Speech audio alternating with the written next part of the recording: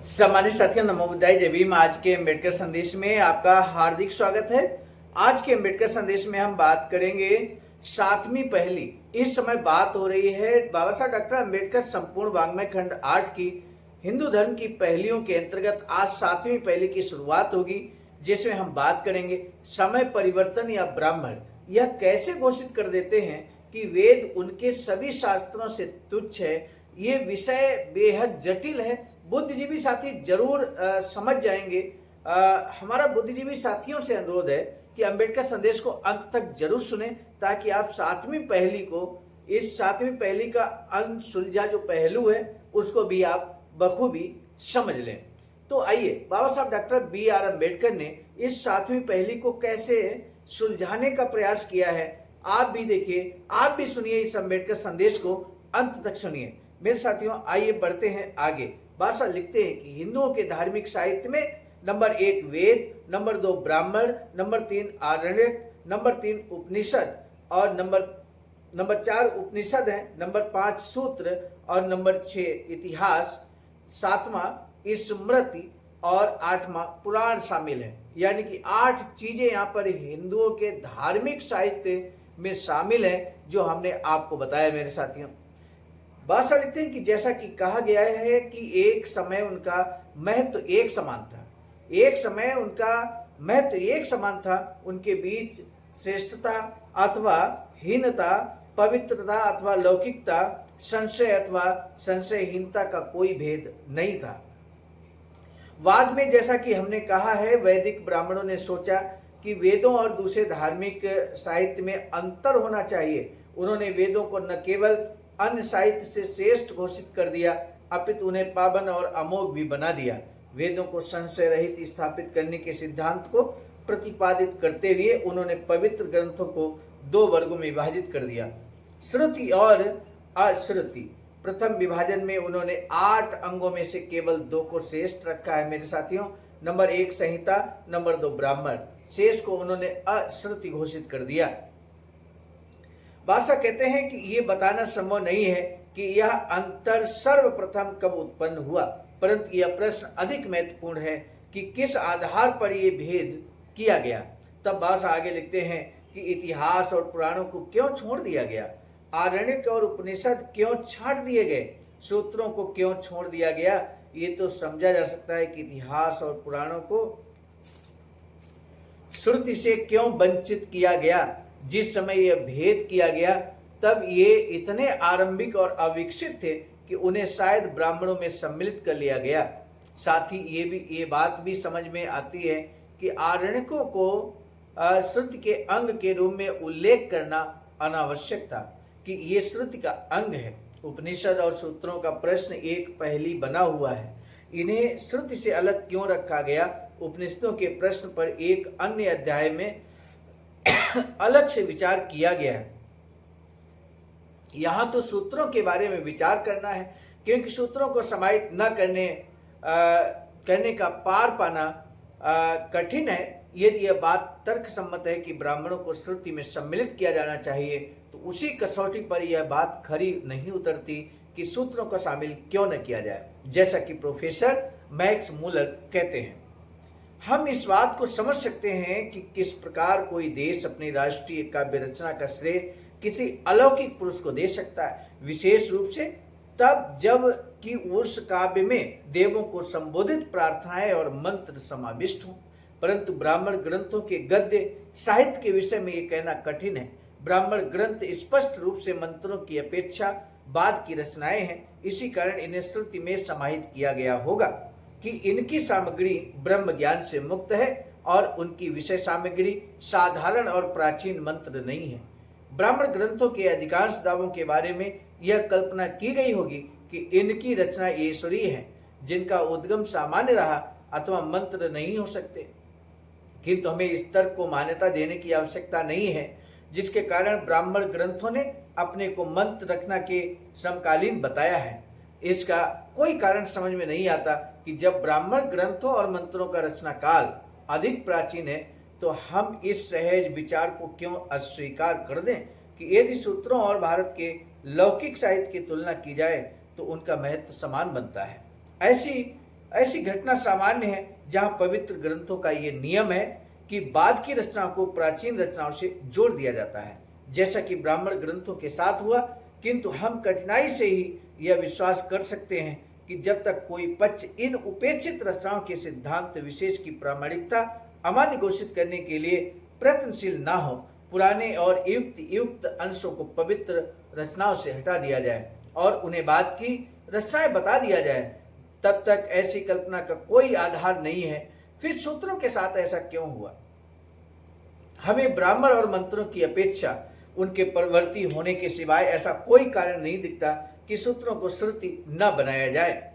क्या ब्राह्मण ग्रंथकारों को स्वयं ज्ञात था कि ऋषियों की अधिकांश रचनाओं और ब्राह्मण ग्रंथों के उद्भव के बीच युगों का अंतराल है? इस प्रश्न का उत्तर सकारात्मक है, किंतु जिस दुस्साहस के साथ भारतीय ब्रह्मज्ञानियों ने ब्राह्मण ग्रंथों को वही पद और उनका काल मंत्रों के समान निर्धारण किया, उससे यह प्रकट होता है कि इसका कोई विशिष्ट कारण जरूर रहा होगा कि सूत्रों को उतनी ही पावनता और प्राथमिकता न दी जाए। सूत्रों की श्रुति की श्रेणी में न रखना एक पहेली है जिसका निराकरण किया जाना चाहिए। भाषा आगे लिखते हैं कि इस विषय पर अनुसंधान करने वाले विद्वानों के समक्ष अन्य कूट प्रश्न भी थे। उनका संबंध सूत्रों की श्रेणी में आने वाले साहित्य की विषय सामग्री में परिवर्तन और उनकी सापेक्ष प्रामाणिकता से है। एक कूट प्रश्न साहित्य की उस श्रेणी से संबद्ध है जिसे ब्राह्मण कहा जाता है। एक समय ब्राह्मण ग्रंथ श्रुति की श्रेणी में आते थे, परंतु लगता है कालांतर में उनका यह स्थान नहीं रहा। स्मृति के निम्नांकित उद्धरण को देखने से लगता है कि मनु ने ब्राह्मण ग्रंथों को श्रुति की श्रेणी से हटा दिया। श्रुति का अर्थ है वेद और स्मृति का अर्थ है विधान। ध्यान दीजिए मेरे साथियों, ये अर्थ आपसे पूछा भी जा सकता है। श्रुति का अर्थ है वेद और स्मृति का अर्थ है विधान। इनकी विषय सामग्री पर तर्क नहीं किया जा सकता, क्योंकि इनमें कर्तव्य बोध है। ब्राह्मण ग्रंथ जो बुद्धवादी लेखों पर आधारित है, वे ज्ञान के इन दो स्रोतों की निंदा करें तो उन्हें संशयवादी और निंदक जानकर बहिष्कृत किया जाए। जो कर्तव्य बोध चाहते हैं उनके लिए श्रुति सर्वोच्च सत्ता है। ब्राह्मण ग्रंथों को श्रुति से क्यों निकाला गया? बस आगे लिखते हैं कि अब हम साहित्य की उस श्रेणी पर आते हैं जो स्मृति कहलाता है। आइए स्मृति के बारे में जानते हैं। अभी तक श्रुति के बारे में हम लोग जान रहे थे। स्मृति का अर्थ विधान है और श्रुति का अर्थ वेद है। आइए तो स्मृति के बारे में भाषा ने क्या कुछ लिखा है, तथ्यात्मक जानकारी से हम लोग अवगत होंगे और तत्पश्चात अंबेडकर संदेश अंत तक सुनने के बाद इसे आप जरूर शेयर करिएगा, जिससे कि खासकर बुद्धिजीवी साथी, चूंकि जटिल विषय है, सामान्य व्यक्ति इस विषय को समझ नहीं सकता और इससे बुद्धिजीवियों से बड़ा उम्मीद होती है कि वो बाबा साहब के द्वारा लिखे गए एक एक शब्द को जरूर सुनेंगे, समझेंगे। तब भाषा लिखते हैं कि अब हम साहित्य की उस श्रेणी पर आते हैं जो ये स्मृति कहलाता है, जिसमें से सबसे महत्वपूर्ण मनु स्मृति और याज्ञवल्क्य के स्मृति है। ध्यान दीजिए, सबसे महत्वपूर्ण मनु स्मृति और याज्ञवल्क्य का जिक्र भाषा हमने किया। मेरे साथी, आपने हमारे इस चैनल आवाज का ऑफिशियल को सब्सक्राइब किया है कि नहीं किया? यदि नहीं किया है तो जरूर कर लीजिए और इसके बाद सुनिए अंबेडकर संदेश। भाषा लिखते हैं कि स्मृतियों की संख्या लगातार बढ़ती रही और यह सिलसिला अंग्रेजों के आगमन तक जारी रहा। मिश्र 57 स्मृतियों का, नीलकंठ 97 का और कमलाकर 131 स्मृतियों का उल्लेख करते हैं। हिंदुओं द्वारा पवित्र समझे जाने वाले धार्मिक साहित्य में स्मृति साहित्य अपेक्षाकृत अधिक है। वेदों और स्मृतियों के बीच संबंध के बारे में अनेक बातें हैं। भाषा कहते हैं। पहली बात यह है कि जैसा बोधायन, गौतम और आप स्तंभ को धर्मशास्त्र का स्थान प्राप्त था, स्मृति को वह मान्यता प्राप्त नहीं थी। स्मृति का संबंध मूल रूप से संस्कारों और परंपराओं से था। समाज के विद्वान उसकी अनुमति देते और अनुशंसा करते थे, जैसा कि प्रोफेसर अल्तेकर का मत है। आरंभ में अपने लक्षण और विषय सामग्री के कारण स्मृति सदाचार के समान थी और वही उनका आधार था। स्मृतियां अस्तित्व में आई तो स्वाभाविक था सदाचार की परिधि सिमट गई, क्योंकि उसको अधिकांशतः संहिताओं में बांध लिया गया था। उन्होंने उन प्राचीन प्रथाओं से जोड़ना आरंभ कर दिया गया जो स्मृतियों में संहिताबद्ध नहीं थी अथवा जो नवीन थी और वे आरंभिक धर्मशास्त्रों और स्मृतियों में संहिताबद्ध हो गई थी। इस कारण सामाजिक मान्यता प्राप्त हो गई थी। दूसरी उल्लेखनीय बात यह है कि स्मृतियां वेद और श्रुति से भिन्न समझी जाती थीं। जहां तक उनकी मान्यता और प्रामाणिकता का प्रश्न था, उनका आधार नितांत भिन्न था। श्रुतियों को दैवी मान्यता थी, स्मृतियों की मान्यता सामाजिक थी। श्रुतियों की को दैवी मान्यता थी, स्मृतियों की मान्यता सामाजिक थी। उनकी प्रामाणिकता के संबंध में पूर्व मीमांसा में 2 नियमों का प्रावधान किया गया था। प्रथम नियम यह है कि यदि श्रुति के 2 पाठों में भिन्नता है तो दोनों प्रामाणिक थे और यह समझा जाता था कि वेदों ने यह विकल्प किया हुआ था कि उनमें से किसी एक को स्वीकार कर लिया जाए। दूसरा नियम यह है कि यदि स्मृति का कोई पाठ श्रुति के विपरीत है तो उसे तत्काल रद्द किया जाए। ये नियम कठोरता से पालन किए जाते थे और इसका परिणाम यह हुआ कि स्मृतियों को न तो वेदों के समान स्थान मिला और न प्रमाणिकता। यह आश्चर्यजनक बात है कि एक समय ऐसा आया जब ब्राह्मणों ने कलाबाजी खाई और स्मृतियों को वेदों से श्रेष्ठ घोषित कर दिया। प्रोफेसर अल्तेकन ने कहा है, स्मृतियों ने श्रुतियों के कुछ सिद्धांतों को वास्तव में निरस्त कर दिया जो तत्कालीन युग की भावना के अनुरूप नहीं थे अथवा उनकी स्मृतियों से टकराव था।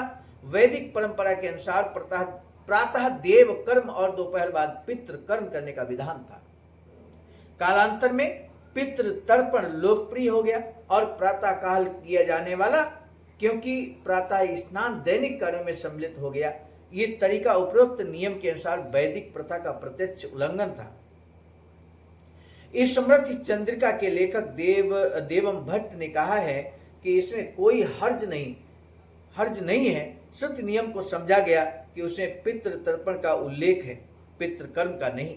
श्रुति साहित्य से ज्ञान होता है कि विश्वामित्र ने सुनाशेप को गोद ले लिया था, यद्यपि उनके स्वयं 100 पुत्र जीवित थे। इस प्रकार यह अनुमति मिलती है कि किसी व्यक्ति के भले ही उसके अपने अनेक पुत्र जीवित हों, वह किसी अन्य के पुत्र को गोद ले सकता है, परंतु मित्र मिश्र का कथन है कि यह व्यवस्था दोषपूर्ण है। यह व्यवस्था दोषपूर्ण है। हम ये कल्पना कर सकते हैं कि स्मृतियों की प्रथाएं भी श्रुति व्यवस्थाओं पर आधारित हैं जो इस समय उपलब्ध नहीं है, परंतु उनका अस्तित्व माना जा सकता है। आज का अम्बेडकर संदेश यहीं तक। प्रश्न है, श्रुति तथा स्मृति का शाब्दिक अर्थ क्या है? हमने बार बार इन 2 शब्दों का अर्थ आज के ही अम्बेडकर संदेश में बताया है। अगले अम्बेडकर संदेश में हम लेकर उपस्थित होंगे 7वीं पहली का शेष भाग, जिसमें आप जानेंगे कि ब्राह्मणों ने अपने पवित्र ग्रंथ वेदों की दयनीय दुर्दशा क्यों की। इस बारे में अगले अम्बेडकर संदेश में आप जानेंगे। आज के अम्बेडकर संदेश को आप जरूर शेयर कीजिए, खासकर बुद्धिजीवी साथियों को शेयर कीजिए, क्योंकि ये अम्बेडकर संदेश बुद्धिजीवी निश्चित तौर पर सही निर्धार्थ समझेंगे और सही इसका अर्थ समझेंगे। इसलिए बुद्धिजीवियों तक ये अम्बेडकर संदेश पहुंचना बहुत जरूरी है। सामान्य लोगों के शायद जटिल विषय समझ में नहीं आएगा, इसलिए हमारा आपसे बारंबार अनुरोध है कि बुद्धिजीवी साथियों से ये टॉपिक वंचित नहीं रहना चाहिए। आज के अम्बेडकर संदेश को यहीं पर रोकने की दीजिए इजाजत। मिलेंगे नए अम्बेडकर संदेश में। आप सभी को सादर नमो बुद्धाय, जय भीम। सामान्य साथियों, हम एक महत्वपूर्ण बात बताना उचित समझते हैं। बाबा साहब की अधूरी इच्छा के अनुरूप एक वैचारिक सेंटर निर्माणाधीन है सारनाथ वाराणसी में, जहां पर 14,000 स्क्वायर फीट जमीन परचेज कर ली गई है ring road green city Faridpur Sarnath में। वैचारिक सेंटर के प्रशासनिक ब्लॉक का निर्माण कार्य कंप्लीट हो चुका है। शानदार बेहतरीन प्रशासनिक ब्लॉक का निर्माण पूर्ण हो चुका है। आगे अब मुख्य भवन को बनाने की बारी हम सबकी है और इस हेतु आप दिए गए अकाउंट नंबर पर अपना अमूल्य योगदान कर सकते हैं। आज का अम्बेडकर संदेश हम लेकर उपस्थित हुए थे मिशन नायक बुद्ध मित्र मुसाफिर सर, राष्ट्रीय अध्यक्ष आवाज का नई दिल्ली की प्रेरणा में, और प्रस्तुतकर्ता के रूप में मैं स्वयं सर्वजीत आर्य, राष्ट्रीय मीडिया प्रभारी, IIT सेल आवाज का नई दिल्ली। मिलेंगे नए डॉक्टर अम्बेडकर संदेश में, तब तक दीजिए इजाजत। आप सभी को सादर नमो बुद्धाय, जय।